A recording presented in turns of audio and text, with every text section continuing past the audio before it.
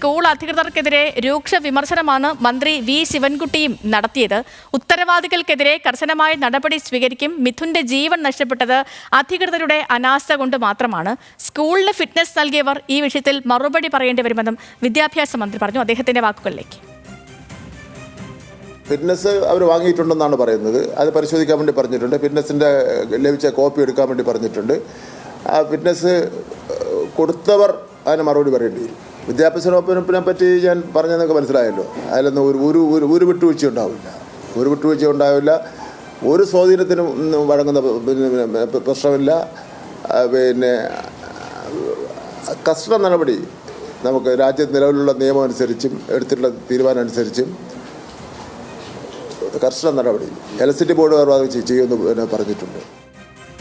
Yes. അതേസമയം പൊതുവിദ്യാഭ്യാസ director വിശദമായ അന്വേഷണ റിപ്പോർട്ട് മന്ത്രി വി ശിവൻകുട്ടിക്ക് സമർപ്പിക്കും.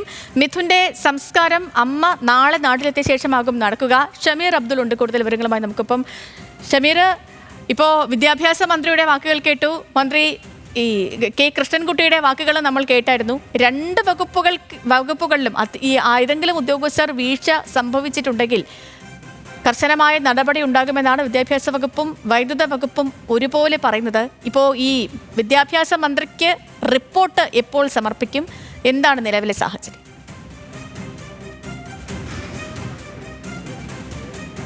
സേതുലക്ഷ്മി, ഇത് സംബന്ധിച്ചുള്ള റിപ്പോർട്ട് ഇന്ന് സമർപ്പിക്കും. ഇന്നലെ ഉപജില്ലാ വിദ്യാഭ്യാസ ഓഫീസർ ഇവിടെ എത്തി സ്കൂൾ അധികൃതരും അതുപോലെ ഈ സംഭവം നടന്ന കെട്ടിടവും ഒക്കെ തന്നെ പരിശോധിച്ചു. ആ കാലഘട്ടത്തിലുണ്ടായിരുന്ന മിനിസ്റ്റർ ഉൾപ്പെടെയുള്ള ഈ കെട്ടിടം കെട്ടിയ കാലഘട്ടത്തിലുണ്ടായിരുന്ന മിനിസ്റ്റർ അതുപോലെ ഈ ഷെഡ് കെട്ടിയ സമയത്തുള്ള വിവരങ്ങളൊക്കെ തന്നെ അദ്ദേഹം സ്വീകരിച്ചു. അതിൻ്റെ ഒരു പ്രാഥമിക റിപ്പോർട്ട് നൽകി പൂർണ്ണമായുള്ള റിപ്പോർട്ട് ഇന്ന് കൈമാറും.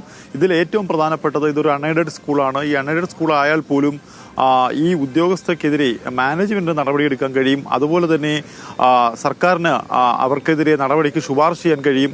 ആ ശുപാർശ ഇന്നുണ്ടാകും. അതായത് ഇവിടുത്തെ പ്രധാന അധ്യാപികയെ സസ്പെൻഡ് ചെയ്യുന്നതടക്കമുള്ള നടപടികളിലേക്ക് പോകും. അതുപോലെ ഫിറ്റ്നസ് നൽകിയ, നേരത്തെ മന്ത്രി വി ശിവൻകുട്ടി പറഞ്ഞതുപോലെ ഫിറ്റ്നസ് നൽകിയ ഉദ്യോഗസ്ഥർക്കെതിരെയും നടപടിക്ക് ശുപാർശയുണ്ട്. എന്തായാലും ആ നടപടിയും ഇന്ന് തന്നെ ഉണ്ടാകും എന്നാണ് അറിയുന്നത്. അതായത് എല്ലാ പൊതുവിദ്യാലയങ്ങളും സുരക്ഷിതമാക്കണമെന്ന് മന്ത്രി നിർദ്ദേശിക്കുകയും സ്കൂൾ തുറന്ന പുതിയ അധ്യയന വർഷ സമയത്ത് തന്നെ ഇത്തരത്തിൽ ഫിറ്റ്നസുകൾ നൽകുകയും ചെയ്തു. ഇതൊരു ചടങ്ങ് പോലെ നൽകുന്ന ഒരു കാര്യമാണ് നമുക്ക് ഈ ഒരു സാഹചര്യത്തിൽ പറയാൻ കഴിയുന്നത്.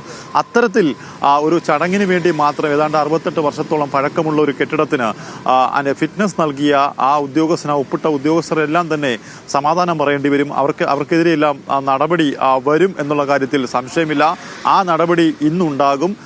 KCBയുടെ ഉന്നത ഉദ്യോഗസ്ഥർ ഇന്ന് ഇവിടെ എത്തി ഇത്തരത്തിലൊരു പരിശോധന നടത്തും. ഇതിൽ ഏറ്റവും പ്രധാനപ്പെട്ട കാര്യം ഈ സ്കൂളിൽ ഇത്തരത്തിൽ ഈ വൈദ്യുതി ഊഞ്ഞാല് പോലെയാണ് ഈ സ്കൂളിൻ്റെ മുകൾ വശത്തേക്ക് ചരിഞ്ഞു കിടക്കുന്നത്.